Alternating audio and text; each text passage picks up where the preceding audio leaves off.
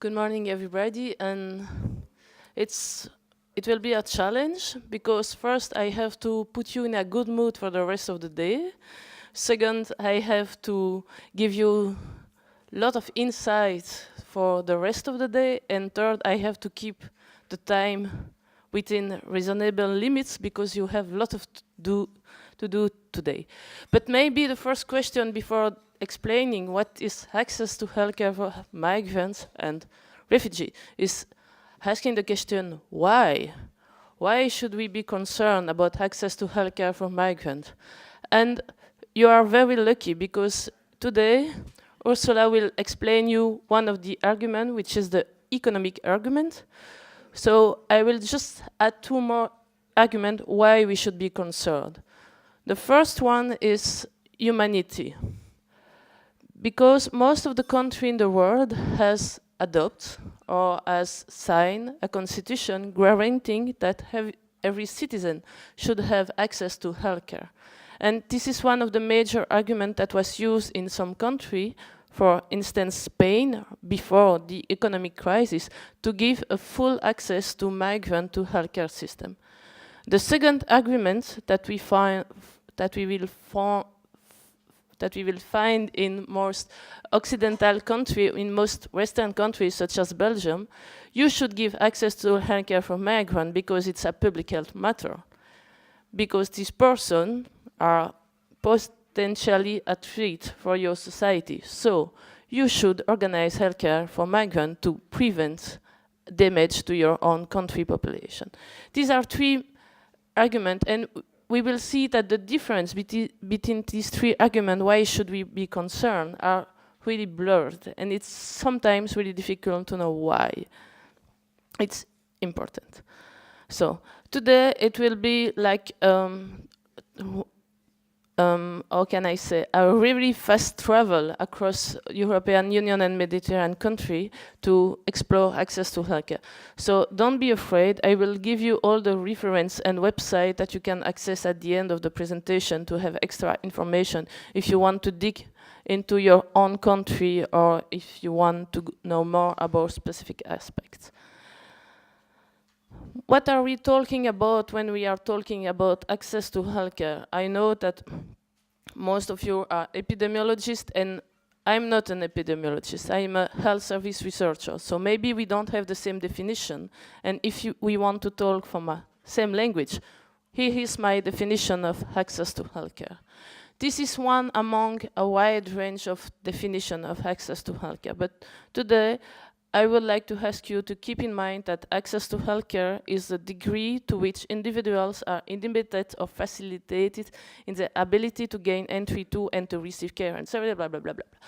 This is the PubMed definition, so it means that this is the definition that should be accepted by all researchers in the world when they are talking about access to healthcare. The other challenge when we are talking about access to healthcare is what are the characteristics that should be considered when you are analyzing access to healthcare? Once again, there is a wide range of conceptual framework, conceptual models that may explain you which element you need to consider. I would like to present two models today. Why did I choose this model? Because they have been applied to the study of access to healthcare for migrants. The first model is the 7B framework. It's 7B because each dimension in Dutch, the original language of the models, begin by a B. So I know that Lot de Schrijver may explain you in Flemish what it corresponds to. I'm a French speaking, so I won't offend the Dutch speaking person today by trying to speak Dutch. So you have 7 dimensions to characterize access, and this 7 dimension will offer you the most comprehensive and the most holistic perspective on what should be access. It's not only having a health service, but it's also giving all the elements that may help the person to get into the service, and once the person is physically into the health service, all the components they need to understand the healthcare, to be sure that they will have the healthcare they deserve, and so on, and so on, and so on. And We apply this framework when studying access to healthcare for undocumented migrants, and it was really interesting that to notice that even when the services are available, the problem is not the availability, but it's a problem that people don't know that they have there is healthcare service for them. So you cannot work on access by only focusing on one dimension. You have to consider all the dimensions as a whole. So the limitation of the 7B framework is maybe that they consider that all dimensions are equally important. It's maybe a framework useful for people who already give a legal access to migrants within the healthcare services. Another framework I would like to present today is the GOLD framework, which present access to healthcare by different dimensions, with the structural, financial, and personal level.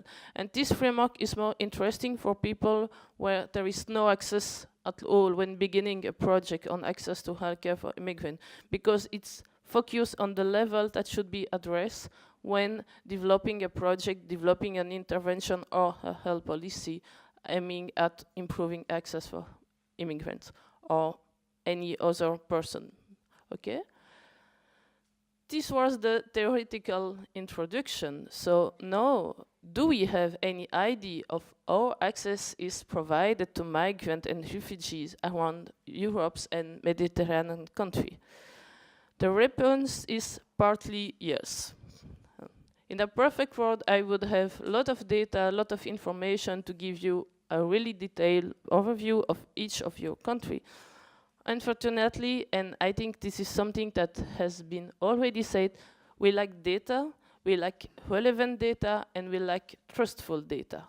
Okay, but as also Humayana told you yesterday, there has been a really major step this last year with the development of the Migrant Integration Policy Index /Health Trend.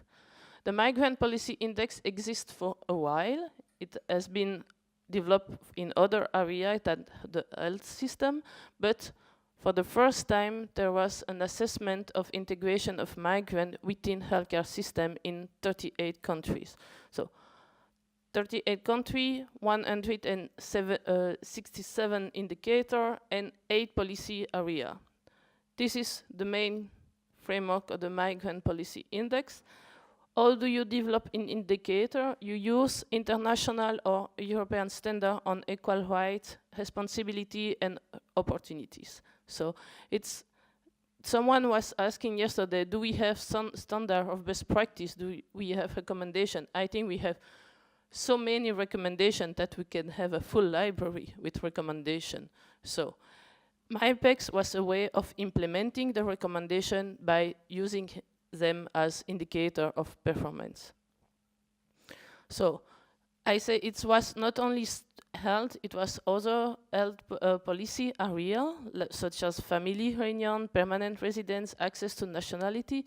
And it's really interesting to know that it was not only about the healthcare system, because if only your healthcare system is migrant friendly, is it relevant for your society if you don't have any anti-discrimination policies?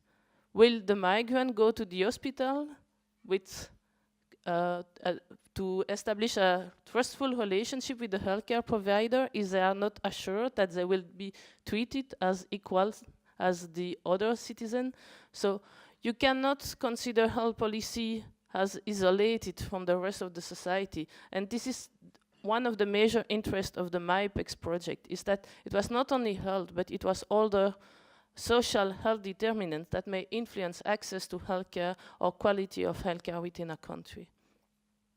So I'm not the one who did the whole MIPEX, so I need to here acknowledge first Humayana and the IOM team, also all the local experts who did the research in their own country, or the person who gave comments, the person from the MIPEX themselves. So this was a collaborative project, and it was a really interesting collaborative project because a lot of findings emerged. I know there are a lot of limitations, that people may be not happy with the scores they will receive. But in the end, we did it. It was a first time we made a picture of health policy, of migrant integration within the healthcare system. And you always need someone to be the pioneer in a project. This is not the most appreciated position, but at least it exists and we can use it to make it better and to make it more useful.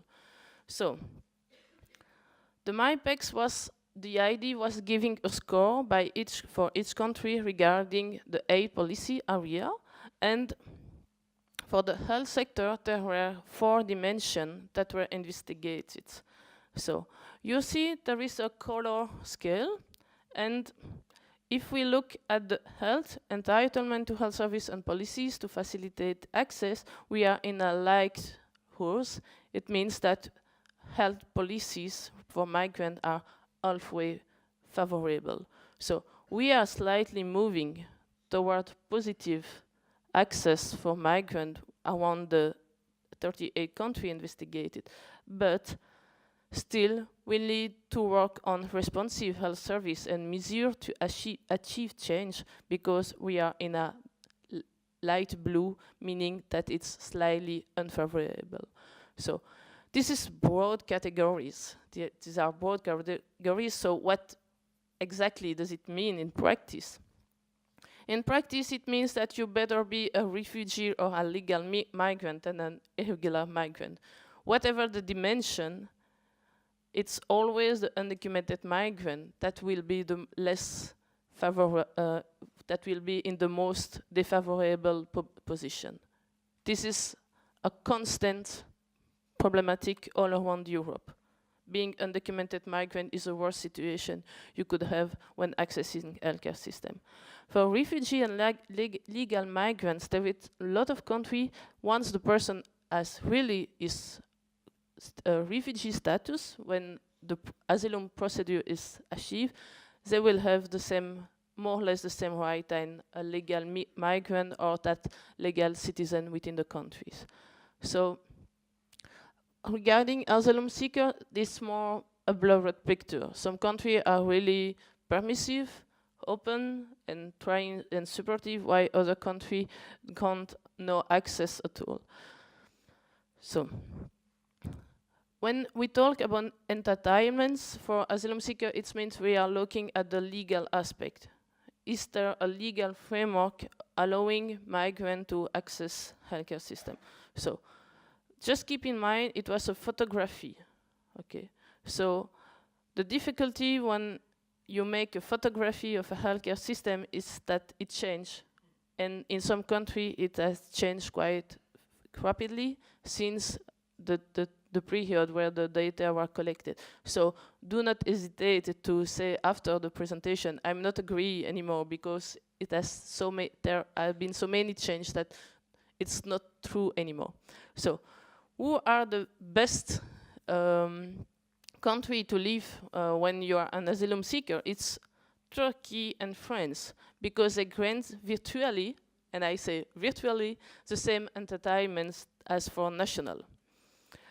In other countries, you have almost the same entitlement, while others impose administrative barrier. One country who has experienced a dramatic change in accessing healthcare for asylum seekers is Canada.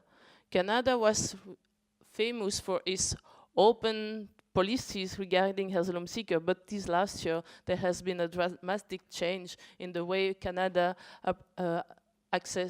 offer access to healthcare for asylum seekers.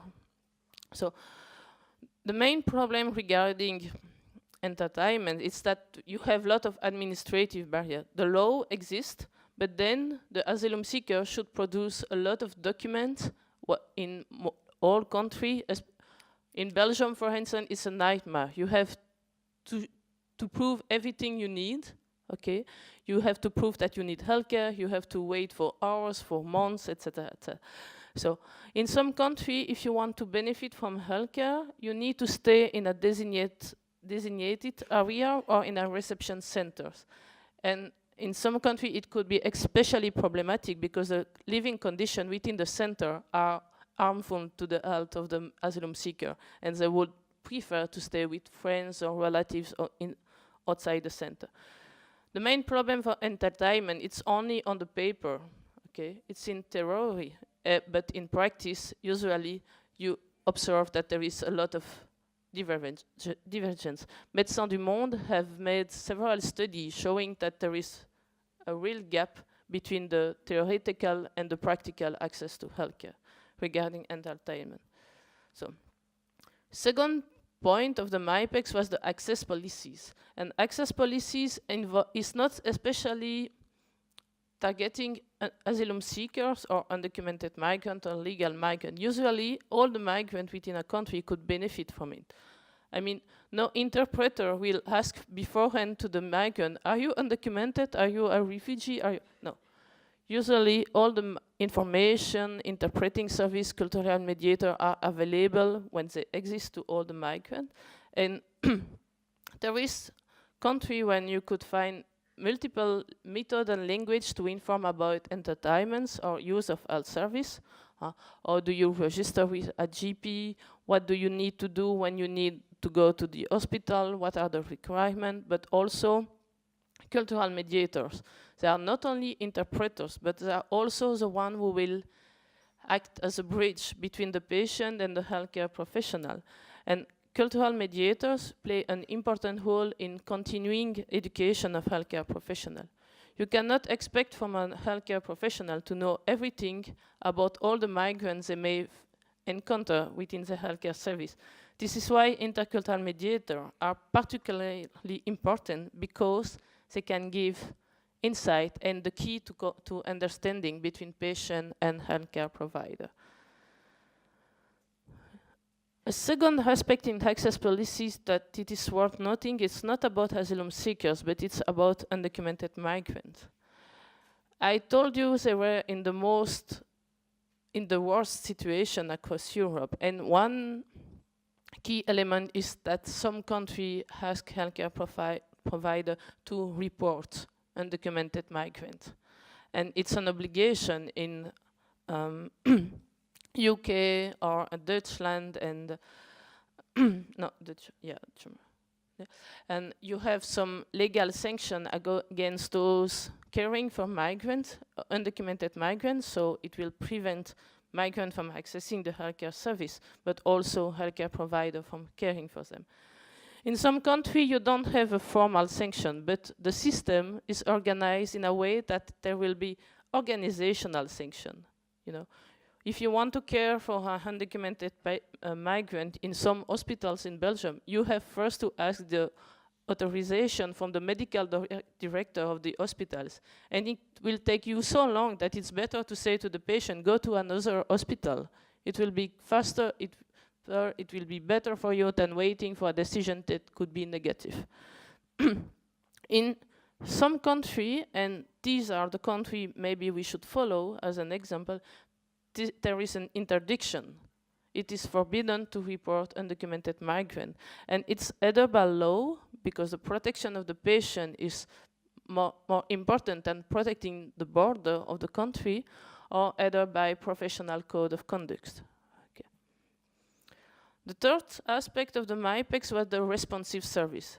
That means all the services are adapting their practice to the need of the migrant patient. And again, this is not specific for asylum seekers or refugees. All migrants could benefit from such responsive service, and I will say maybe all vulnerable patients could benefit from this kind of initiative.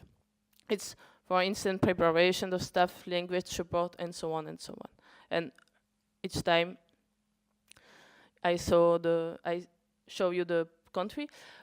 Last point, and maybe this is the point where we need the biggest involvement, especially in countries where the legal framework already exists, is the measure to achieve change. Okay, in some countries there is a tolerance about having migrants within the healthcare system, but there is no policy to support it. Okay, again, the best example for that is Belgium. We have a federal funding for intercultural mediation, but there is no mention at all of migrant population in any legal text. So in some countries, for instance, France, they have a really supportive policies, really supportive legal framework, but there is no policy at all. Okay. So, and the main challenge when talking about accessibility is not only having it's not only entering the room, as I said earlier, but it's also ensuring that once the patient is within the service, he will receive healthcare of quality. And on this graph, you have the comparison between the access on the vertical axis and the quality on the horizontal axis. And you see that some countries are successful in both quality and accessibility. But on the other hand, you have some countries that have a poor quality, but a good access, and a poor access and a good quality. Okay. For instance, UK, it's a particularly interesting example. It's really difficult to enter the NHS system when you are a migrant, but once you are within the NHS, you will benefit from a wide range of service for specific for migrant patients. On the opposite, in France, it's quite easy to enter within the system, but within the system there is few or no interpreters or no specific attention to the need of migrants. So the final ranking, the best country of the world regarding healthcare for migrants is New Zealand.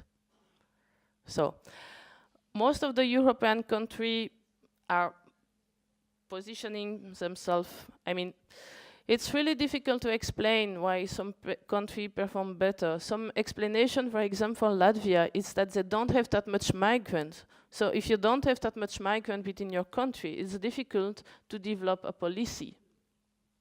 Okay. In some countries, they have to face with difficulties with their own population, guaranteeing that the regular citizen access healthcare. So it's difficult for a policymaker to say, okay, we will offer access to migrants while the citizen could not access the healthcare system.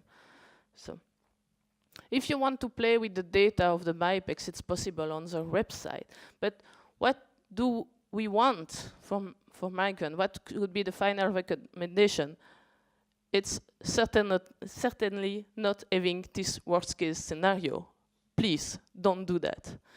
What we could recommend is to have the best case scenario according to the MIPEX ranking, that all residents have the same healthcare coverage in law, but also, and maybe it's the most difficult part, also in practice. Okay, you could have all the policies you want, but it's not implemented, it's not followed into the practice. You don't have any chance of guaranteeing access to healthcare. And maybe this is where epidemiologists could play a role by following the implementation of health policy, by tracking the health of the population, and by developing, I would say, follow-up studies of the population to assess the evolution of the population. So healthcare providers should be informed, should be trained, should be equipped, should be allowed to serve migrant, okay, and health policy should support all this change. Okay, so some take-home resource, because I don't have any time left, and I promise I will keep the time. You could access the MIPEX data and the MIPEX project, all the methodology and the data for your country on the website. There, yesterday someone was saying we need more recommendation. Does that exist? Do we have guidelines and practice? The SHCAPAC project funded by the European Union made an inventory of best practice with some practical stuff. Not only saying there is a legislation, but there is, in this country, we developed this practical stuff and it's presented and everything is available. The UGET project did more or less the same 10 years ago, okay? And I'll let you 3 examples of things that we succeed in more or less in Belgium. An analysis of healthcare access for undocumented migrants. And if you want more about the methodology, please call me, send me an email. An analysis of the theory-practice gap, and I should have asked the study of Médecins du Monde, and an attempt at developing recommendations for intercultural care in a country where there is no acknowledgement that migrants exist. So thank you for your attention, and I hope you have lots of questions. Thanks a lot, Maria, for such an interesting presentation. Is there any question from the participant on the access to healthcare? Yeah, Amrish. That was a very interesting presentation. I was wondering if you could, although it's like described in the report by Médecins du Monde, like you mentioned, the discrepancy between the theoretical kind of estimates of like healthcare access based on national policies and the things you would kind of observe in reality. Because like, especially for the undocumented group, which is actually quite big in Europe, this is like a big worry, and we kind of don't know what the real numbers are, but the estimates go pretty high. So I'm quite curious what the discrepancy is in terms of policy and reality in your experience, if you had any experience with that. Yeah. Usually, what we observe is that independent from the legal framework, when you ask healthcare provider on the field, they will, it was a step forward. There was a study in 12 European countries, and each healthcare provider within big major cities received the same clinical case. An undocumented Chinese patient is presenting at your consultation, and he has this kind of symptoms, blah blah blah blah blah. And what will you do with this kind of patient? And what we ask each healthcare professional to answer as it was a real patient. And we realized that in 12 European countries where the legal framework are really different, the final way of caring for the patient was exactly the same. For patients who could have access to the whole healthcare system, the GP will keep as long as possible the patient with him because he doesn't trust the system to give what the patient should benefit. And in country where it's forbidden to take care of the undocumented migrant, the healthcare professional will say, yeah, but I will still do my job as a GP because I'm first a GP. I'm not a detention officer somehow. And these are kind of small. It's difficult to have, I think, strong epidemiological variable about this kind. It's more process indicator, you know. For example, the length that a patient should wait before having an appointment in a hospital, so things like that. And what is also important is to compare with the most vulnerable group within the host country. Because sometimes the problem that are being experienced by undocumented migrants, you couldn't find it with homeless person.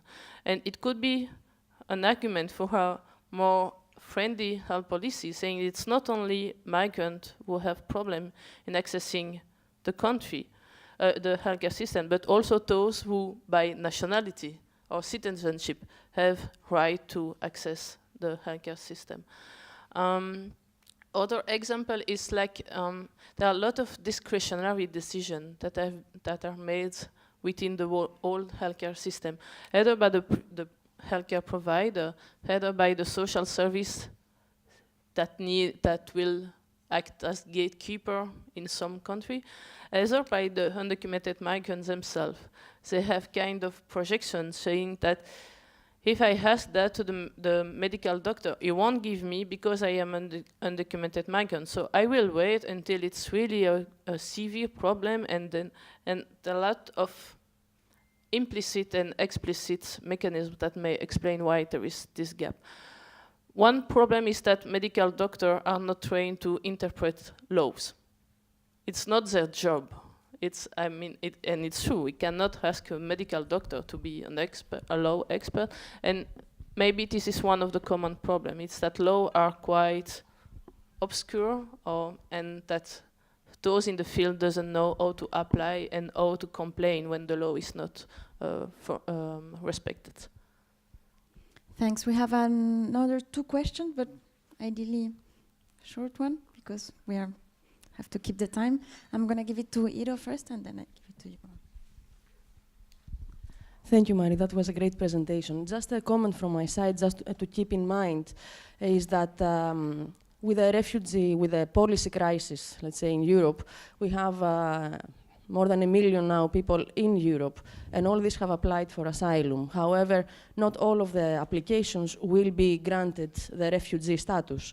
So we expect all these people, the people that with rejected applications, to go into the undocumented status and then go under the radars, because of course they don't want to go back to Afghanistan or to Iraq as it's starting to happen. So we need to keep in mind as public health officials that in the next coming years, when more applications will be rejected, more people will go under the radars and go into the undocumented category. One more comment is that this study, it would be very interesting to be expanded to other non-EU countries within the European region. But also, we have plenty of people here from the Mediterranean basin, to extend it also then to other I countries. think these people should send their name to Humayana. That will be the one that may push for an updated version of the MIPEX. Exactly, yeah. It would be great to know what's happening in Libya, for example, what's happening. Yes, thank you. Thanks.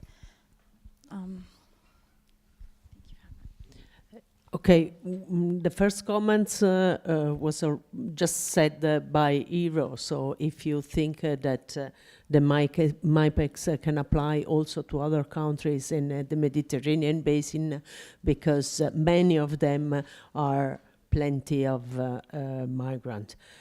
Second thing is if there is any sort of account in the summary measure of the number of migrants into the country, because in a sense maybe a country can do very well but have a very small number of migrants in the different situation. And the third is just a curiosity. USA seems performing very good, but they usually do not are good in giving access to health even to their citizens. So I've been surprised. Yeah, and I think this is why the MIPEX should be